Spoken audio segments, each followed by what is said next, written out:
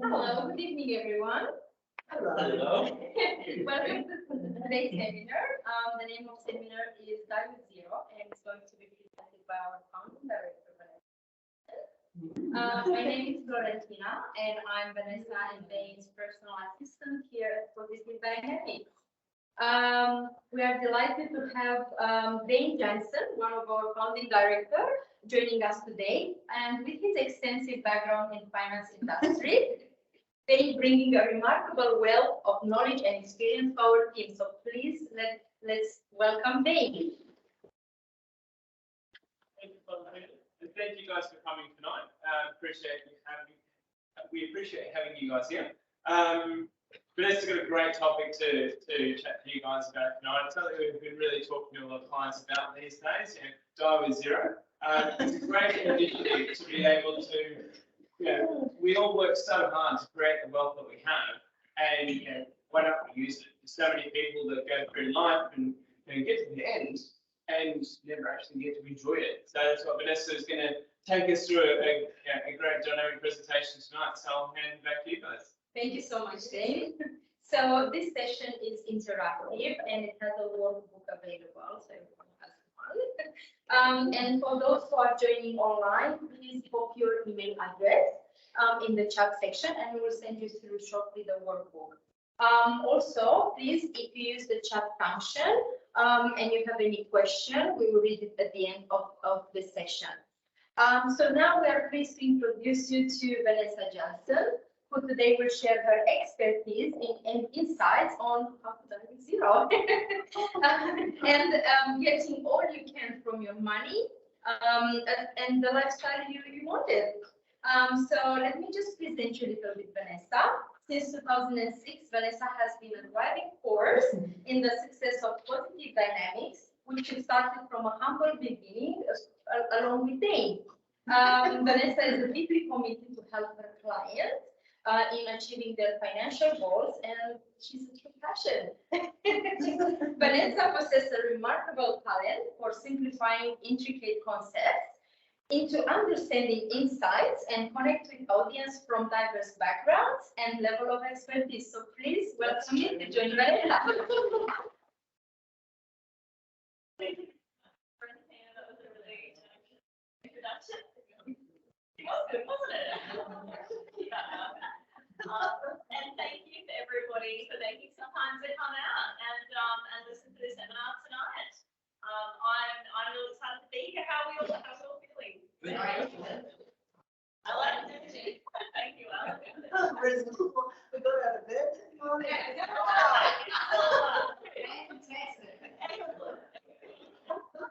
Well, we are here tonight to talk about Die with Zero.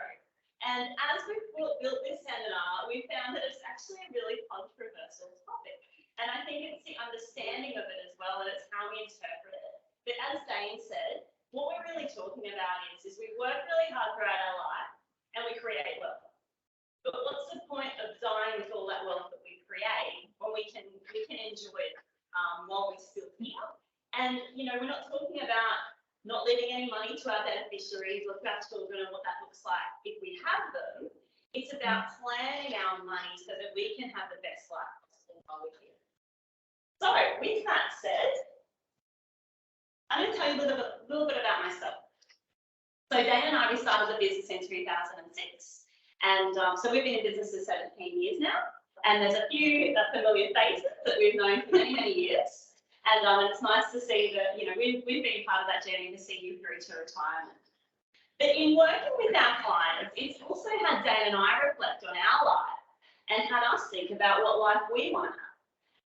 We're in a little bit of a different time in our life where we're still accumulating our wealth. We're not looking to really retire and die with zero. I'm sure there's a few of you happy to know that. But it certainly got us thinking about what we do with our time and our experiences and our memories. So you'll see here a photo. This was a trip that Dane and I did to Tasmania, and we decided we're not going to wait until we're older and we have more time. We're just going to book it in and we're going to go and do this trip while we have our health and all of those things. Very long.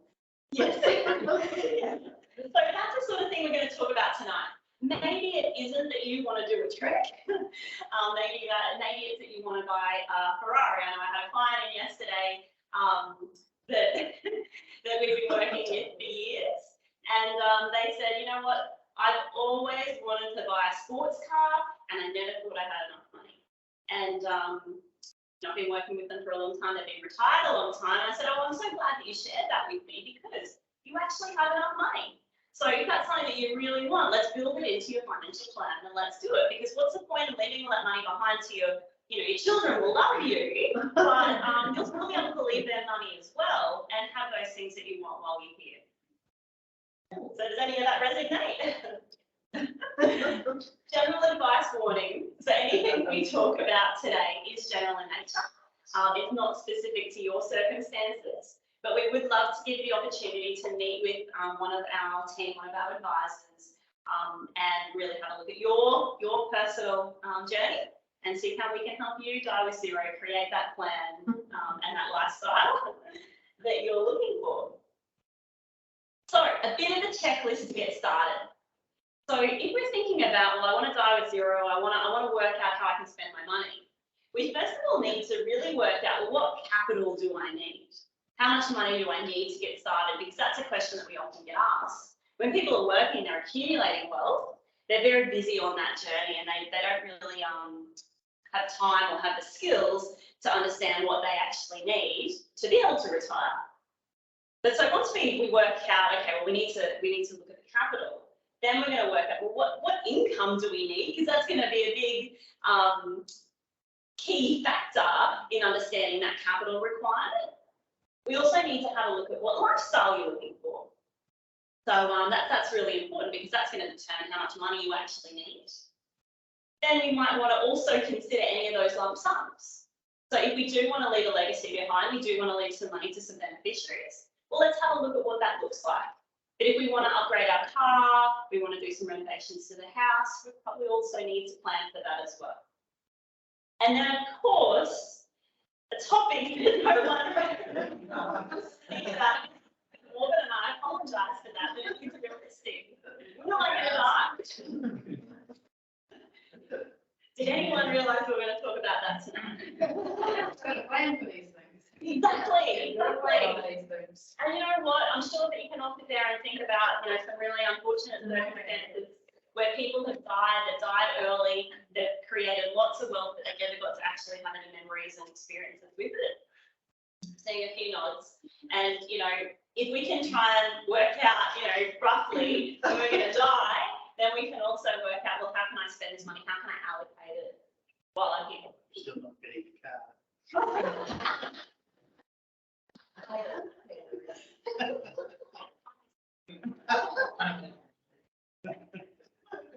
not going to start from the top. We're going to start from the bottom, but you can really start anywhere. It depends on your circumstances. But we're going to work from the bottom up. So, the first one, let's look at life expectancy. Well, life expectancy in Australia at the moment is actually saying that people are going to live to roughly 84 years old. Does that come as a surprise to anyone? No, yeah. Depends on your lifestyle, of course. A nice surprise. Well, that's the data that we researched as putting this presentation together. But in truth, and you would know this, it really comes down to a few other factors as well. Family history is one. Genetics, yes. How long did your parents live? Grandparents. And so have a look at that, and if that gives you any clues, and also, maybe think about your current health situation. Have you had any accidents or illnesses along the way? But it's important that we have this conversation, as uncomfortable as it might be, to have an idea of, well, if I know that my family history and my health suggests that I'm going to die ahead of 84, maybe I'm thinking it's 70. Yeah, maybe I'm thinking it's 70. Let's spend some money. Let's work out how I want to plan my wealth so that I can enjoy it while I'm there. Yes, Terry. Yeah. So there's this really great website if you want to put it down, mylongevity.com.au, because that there goes through a range of questions And if you want to share your details with me when you finish, I'd be happy to get an email to me. But yeah, really great website. I went through that exercise myself. And I didn't put in true answers, so it told me that I was going to die really early. So it did. So I can tell you, don't smoke, especially not lots of cigarettes today. Otherwise, it will reduce your life expectancy, so the calculator says. Yeah, you'll be gone next week. So, you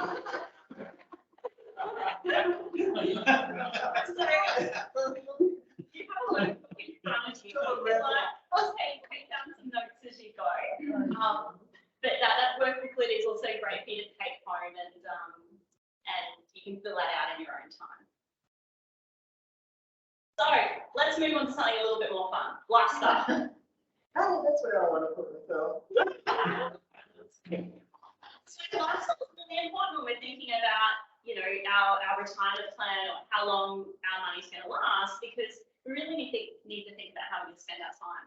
And to give you a really great example of, you know, we work with so many different sorts of clients, we see so many different scenarios.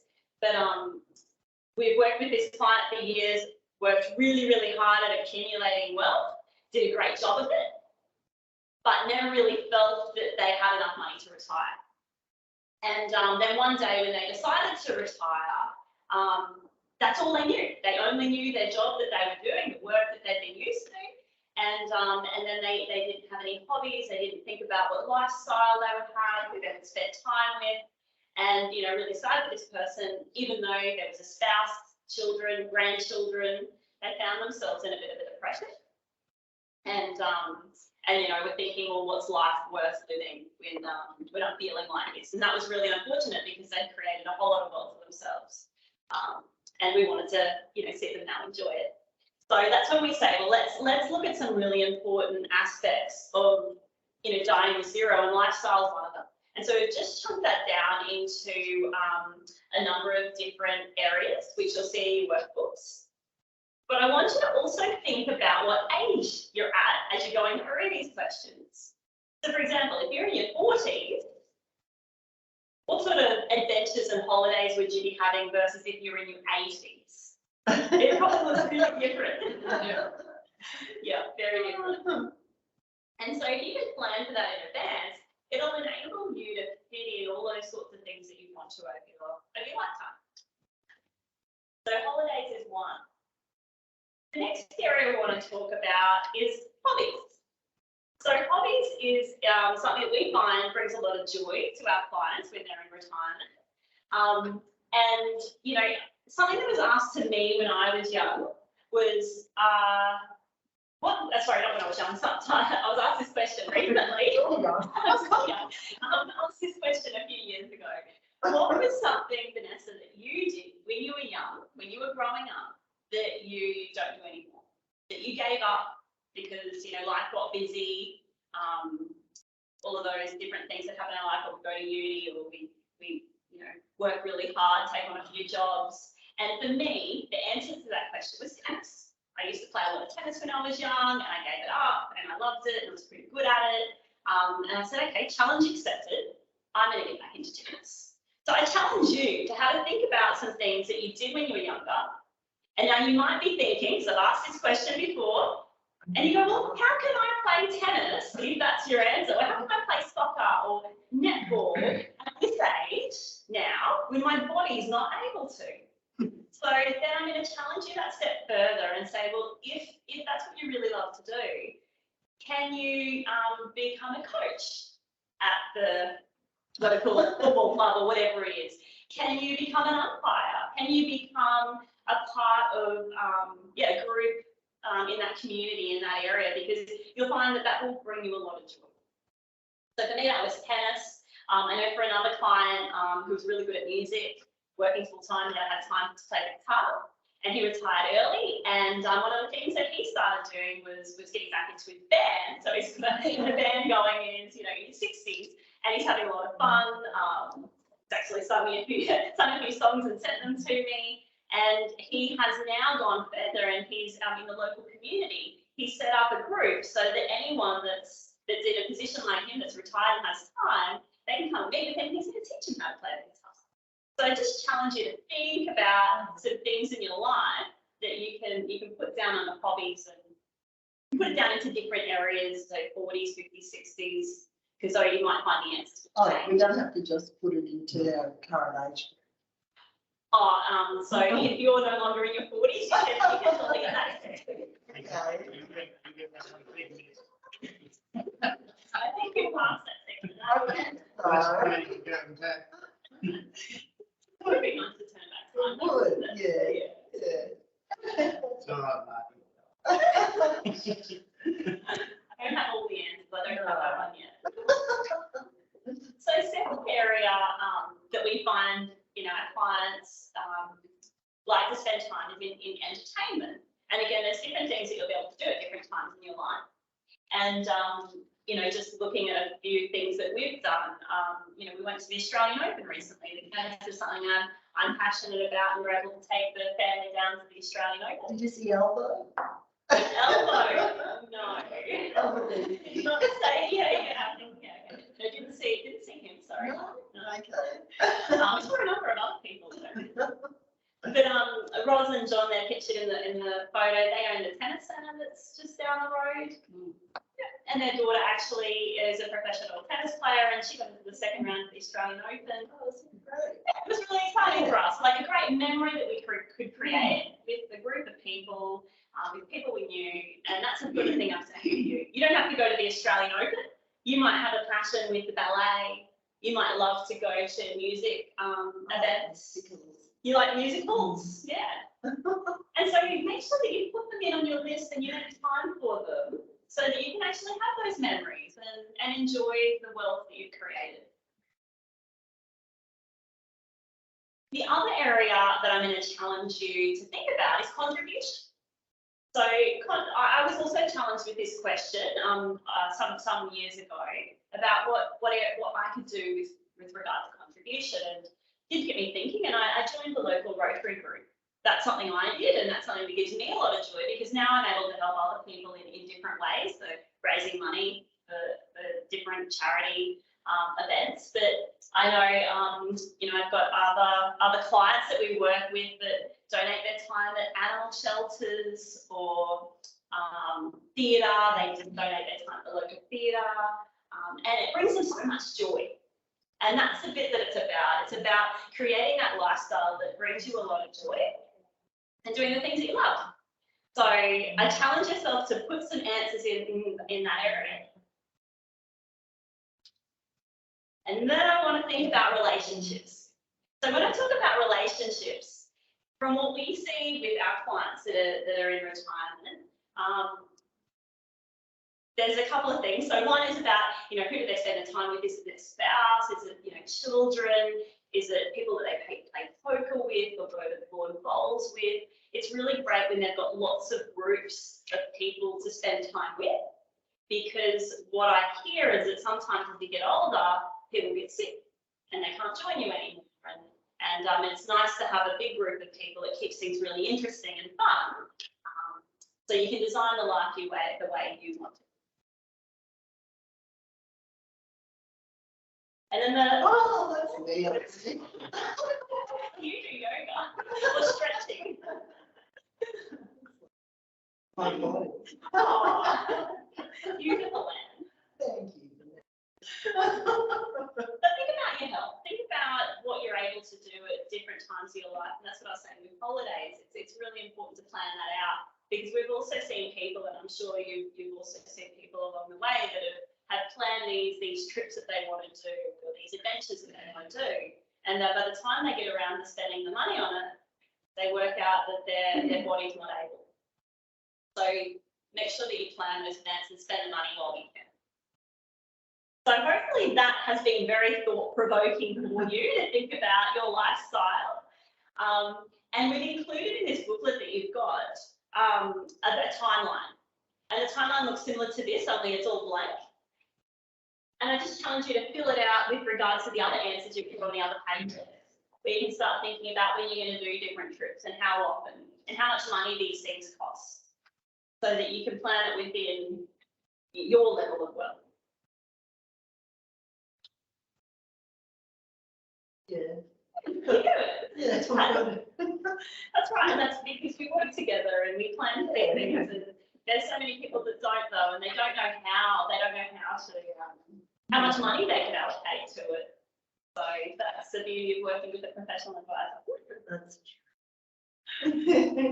So that moves us on to lump sums. And so with lump sums, we want to think about motor vehicles and how often we might need to upgrade those and what that's going to cost. We also want to think about house renovations. So some of those things that we often don't think about, maybe if you've got a new house, but over time, we might need to renovate bathrooms and kitchens and, repair the roof.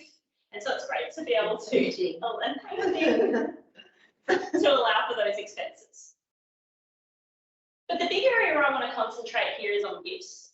And just to give you an idea of how your life could look from two different perspectives. So often we see people that want to leave their money behind to their children, or they've got a beneficiary in particular that they want to leave that money to. And what normally happens is it gets written up in the will, which is great. And then when they die, it's passed on. So that's what you would all be quite familiar with. But I've got a great example, and this is from a book that I read recently. Actually, Linda suggested this book that I read. And it talks about this wealthy couple.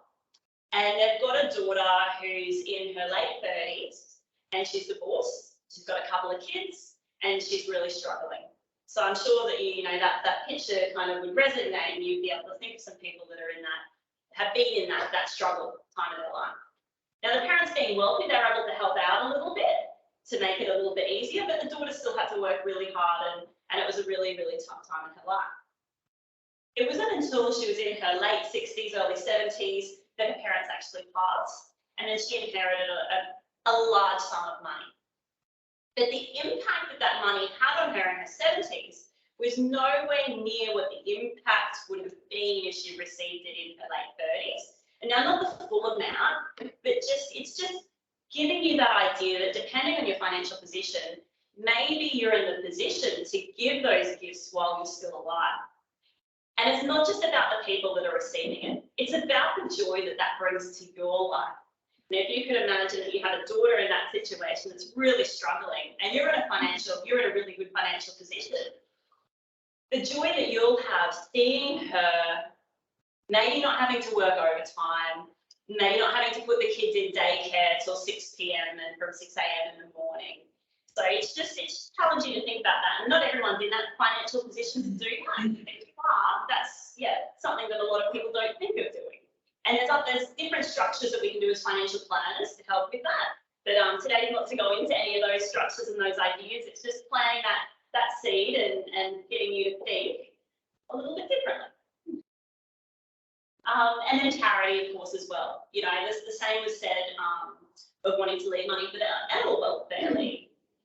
If you're alive and you get to walk into the animal welfare league and you get to see and work with, see what that money is able to do, that will bring a lot of joy and happiness to your life versus, leaving it when you pass. Again, if you're financially able. So, next bit, once we've worked out all of that, now we've got a bit of an idea of what we need in regards to lifestyle, and we've thought about what lump sums we need. We now really need to think about, well, what income do I actually need each year? You might want to put the holidays separate to that, but when you're putting together a bit of a spending plan, that's where you can think about those hobbies that you want to do, because generally they cost a little bit of money, not much, but a little bit. And you might think about, what groups of friends you're going to spend time with, because there might be some money attached to that. For example, if you go to, I'm thinking of aqua aerobics, that's what it's called. And there's a little cost attached, but then you might go for coffee afterwards, and then there's a cost attached to that. So make sure that goes into your spending plan, because then we know how much money you actually need each year to live. In your booklet, you will also find the full printout of this spending plan, and there's also a link here if you want to find the online version.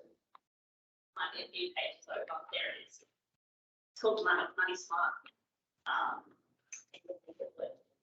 So I won't ask you to fill it out now, but take some time to do that, because that will give you a really indication of how much money you need, and that's so helpful for us because then we know we're going to be able to work out what capital you need and whether you've got enough capital already.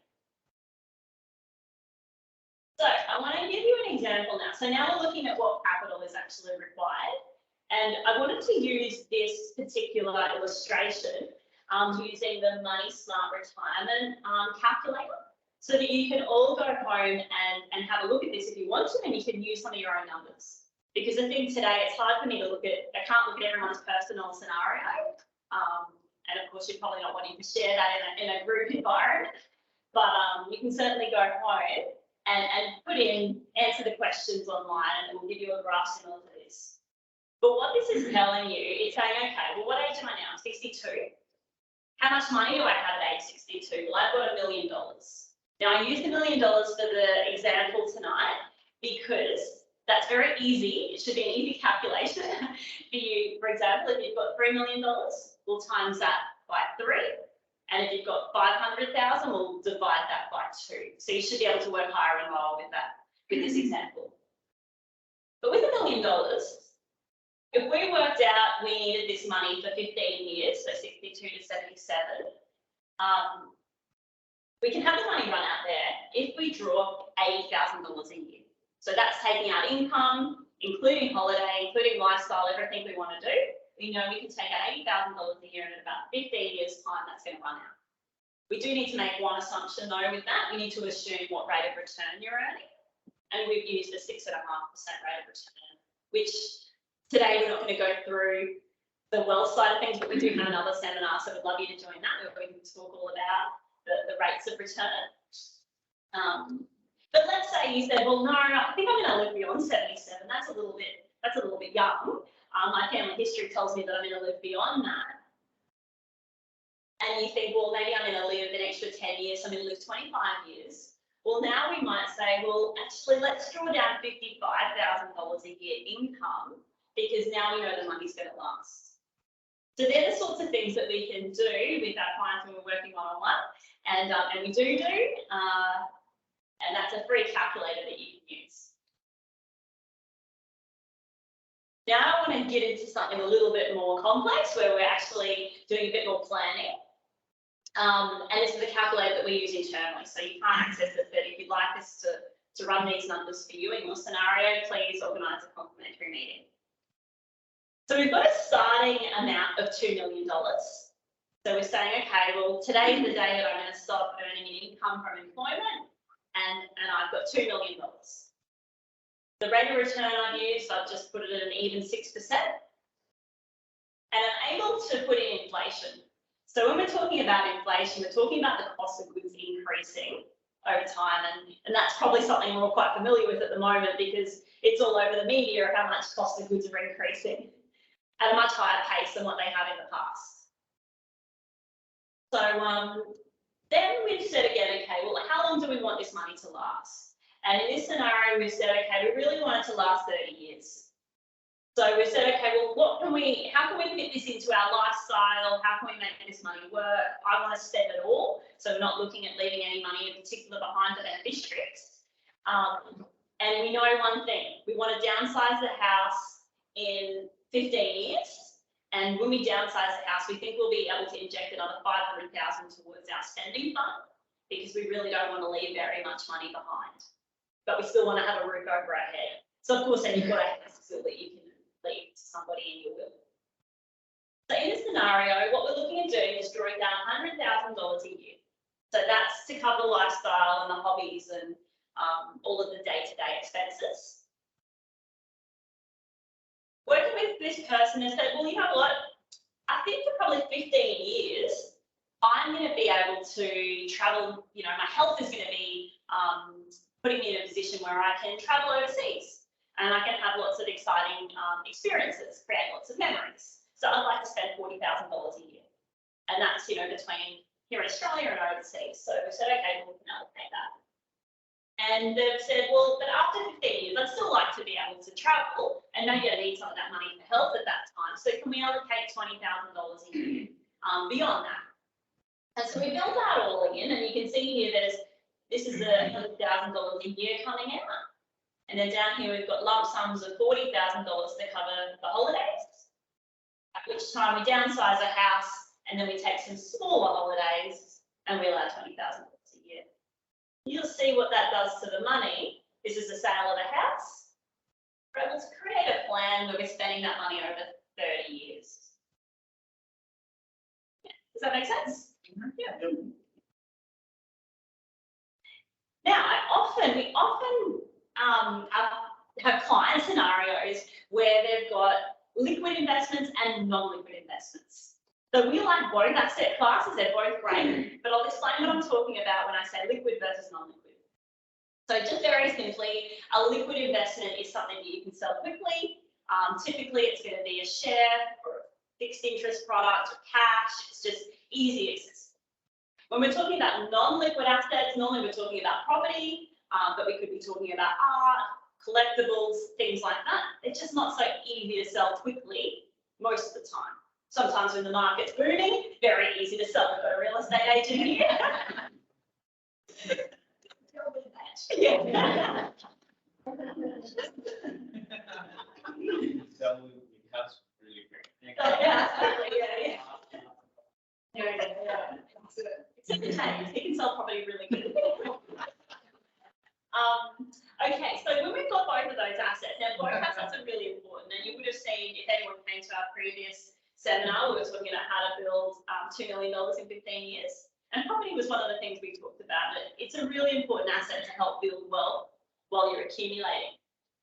But if we flip that to when we're retiring or thinking about how can I spend all of my money before I die, or how can I help my children out along the way, then those assets, if we just talk about the advantages and disadvantages, well, liquid investments, we've got easy access to capital, which I was just explaining, whereas in non-liquid assets, I really don't have any. I can't sell up a bedroom if I want access to some capital. I've got to sell the whole lumpy investment. So with that in mind, I want to take you through an example of a client that we've worked with that's had some property, and now they're at that other end of their life where they're looking to enjoy the wealth that they've created and create lots of memories along the way. So we're still going to use it, like they've got $2 million in assets. So, but in this case here, they've got $1 million in liquid funds. So that might be the superannuation or the pension account that they've built up, but it's in shares and cash and those sorts of things. And then they've got 2 investment properties. We've just looked at the future value of those properties. We're not looking at the value of those today. But in 5 years' time, one property is worth $800,000, and in 10 years' time, the other property is worth $1.2 million. And of course, they've still got a house that they're living in, so they've got their own house plus 2 investment properties, plus a bit of soup. Winnie's very intriguing. Yes, he's actually wondering what crystal ball you're using to know The value of it. You like the value of that? Yeah. And we've got the same sort of scenario down here. They want $100,000 a year. They want to go on some holidays, $40,000 on some bigger holidays, $20,000 as they get older. But we're working out, well, how do I use this money? If I use all of my super, I spend all of that money, that's great, and then I've got income coming off the properties. But when I die, I'm going to be leaving behind my home plus 2 properties. I'm happy to leave some money behind to my children, to my beneficiaries, but really, I've worked really hard. I want to spend a bit more money. And so that's where the strategy comes in, to actually sell down these assets. And this is where it's really, really important to have a good accountant. And we have an accountant in the room with us tonight. Thank you. No crystal ball, though. No crystal ball, but we do want to minimize tax, don't we? Yeah, we do. I thought that would be it that you were going to say. Yeah. So what we're looking at here is not selling those properties in 1 year. We're going to sell them at different times so we can help minimize the tax, but a good accountant's going to help you with that as well. And we're just going to sell them down over time. So maybe in 5 years and then 10 years. And what that does is it's enabled this person to be 35 years into retirement and still have $500,000 of wealth. Yeah. So you kind of think about that, you think about what age you're going to retire, and this person here, there would be no point working until you're 70. Maybe you can retire when you're 55, because we would have done some projections and had a look at your future wealth is, and we would have said, well, actually, why don't you stop work now? Why don't you go part-time work now, so you can start enjoying some of this wealth you've created? You don't need to sell the properties just yet. You can hold on to those because you've got some liquid investments to keep you going until that point. But there will come a day that will say, let's sell those properties so you can really enjoy the wealth that you've created. Yeah, and that's really the example that we're looking at there. So, as a bit of a summary, we want to help you live your life by design the way that you want to choose to live it. And hopefully you've got that from today.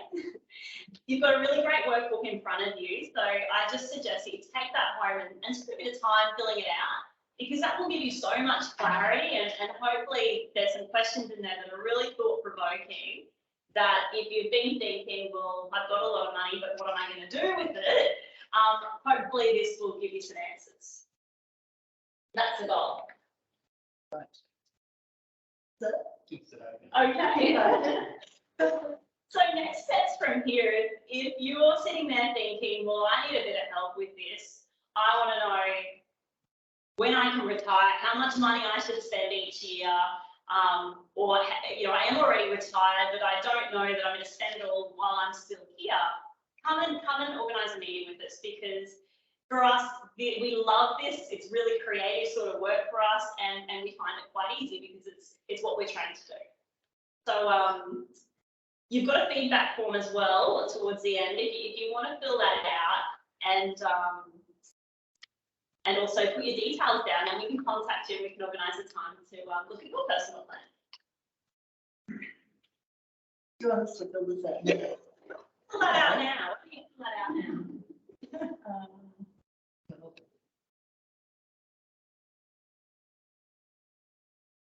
And if you've got any questions while people are filling it out, I'd love to hear your questions.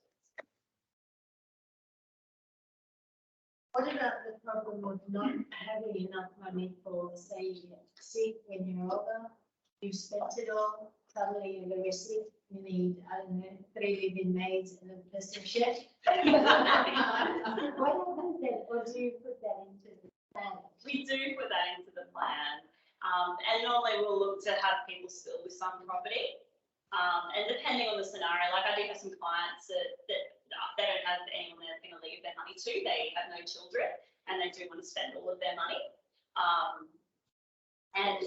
Part of what we look at for them is, well, one day I might need to go into a nursing home. So we're not downsizing the house yet. The house is a very high value. They're currently spending a lot of money each year enjoying travel, but we're going to look at selling the house in the next 5 years. When we do that, we're very, very much aware that medical costs will likely arise. So that's the backup plan, either selling the house completely and renting, because then they have the ability to use all of their money, or just having a bucket of money set aside because they've downsized the house to use that for help. And maybe in a nice scenario, they live until they're old and they just pass away in their sleep while they're still healthy. And they don't need to spend that money on other things. Yeah, does that answer the question? Yeah. And you can also, one of the other things that you do, there's different types of insurance policies and those sorts of things you can put in place for all those sorts of that situation. So it's always something that gets taken into account in that plan of what's like your schedule of your life is going to look like. Yeah, I have another client that's had a stroke years and years ago. She lives by herself. She's just she was widowed many years ago. She's very well. She's got property in shares, and she is, and the family, they're very open to talk about the idea that one day she will very likely need to go into a nursing home. But right now, she has full-time care at home. So she has all of the above. She has people coming every single day to take care of her, to clean the house. Her brain is amazing. Her brain is so sharp, but her body is not really able. And so yeah, we have a plan in place, and she still has property, but she said to me, now I don't want to use any of my liquid investments if I need to go into a nursing home. I've talked to the family, I'm going to sell the property because property prices have gone up so much And even if I don't sell it at the highest price, I'm comfortable at whatever price I sell it at to put me in a nursing home. So we have these conversations all the time with our clients, and we definitely make sure we've got a plan for that what if, because we don't know. And do you have outside advisors for that kind of thing, or do you already know, that you, for example, you may? Yeah, we have some aged care specialists in the team. I am not one of the aged care specialists, so please don't ask me too many questions. I have a limited amount of knowledge. But yeah, they go through all of that side of things, and they do help with the financial side of selling the house, moving into the aged care facility, or not selling their house and then working out what the payments are. Yeah, very specialised in that area. Yeah. So, happy to answer more questions, but what I'm going to do now is I'm just going to tell you about our next seminar, which will just tell you a little bit more about what we do at Positive Dynamics. So we're not all about telling our clients to spend everything. A lot of the time we're talking to them about how we can invest money better, how we can build, do more with their money and create more with it. And we've got a seminar coming up on the 15th of March, which is in person and also online, where we're going to talk about wealth management. So in that seminar, we're going to talk about what sort of assets you can hold in your portfolio, given the environment that we're living in today, investment markets, and we're going to talk about what changes you can make in your existing portfolio, how perhaps you can manage that better. So please come and join us. We'd love to have you. And a little bit more about what we do. We help people really accumulate and manage great quality assets. So the strategy side of things comes along with it, and that's something that's really creative and fun. But a big part of what we do is actually managing the money. And any of the existing clients we know very well that's what we do. So thank you very much for coming along tonight. Thanks, Vanessa. Thanks, Dave. Thank you. Does anyone have any other questions they would like, or just a general discussion? All good. Everyone looks to feel now. Yeah. Because I'm in my 40s, I've got about extra patience. Lots of homework here. That was one thing that I would just like to add, and you do a great job tonight, Vanessa. It's fantastic, great content. But it is just one of those things. Vanessa and I are very passionate about, we all work so hard, and I chat to people on a regular basis about this sort of concept. And one of the questions that I do get is, but I just don't know what I want to do.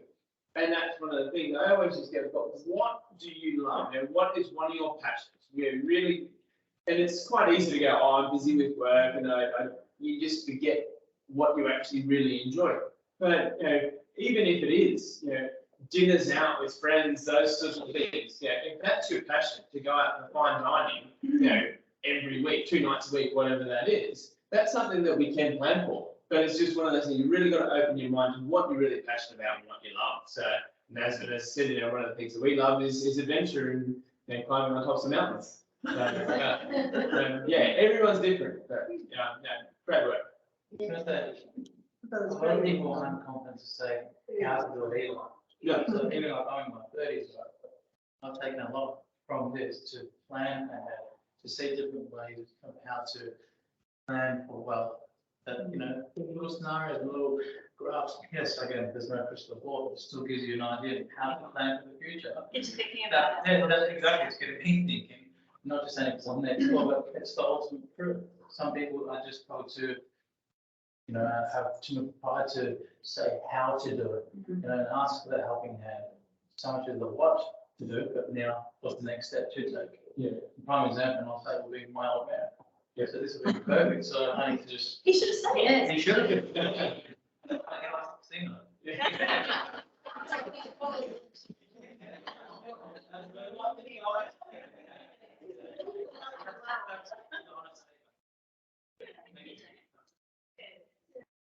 And Haley, if there was any questions online, please bring them in and I'll answer them. So get this postcard. Okay, that's what's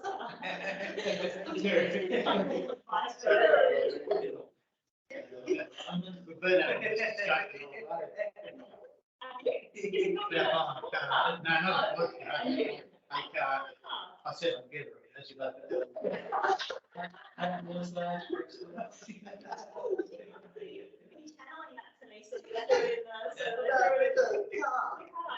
think it will be something like, I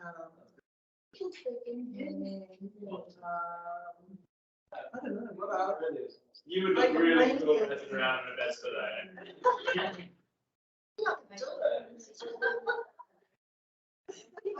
It's just wondering whether the weather will be. I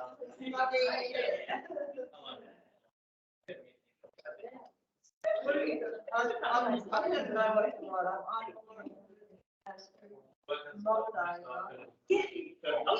I'm scared. I'm very nice. Just, we may not, we might be back. I appreciate it. Surely. I mean, what I'm enjoying.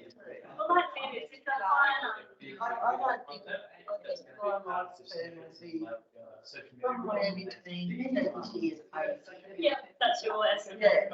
I think I've heard that. 70. Coming up. I'm not, I mean, I'm not being a problem to do. It's realistic. The dad side of you. After. So. You know, makes the math something. Crystal ball. Yeah, but I think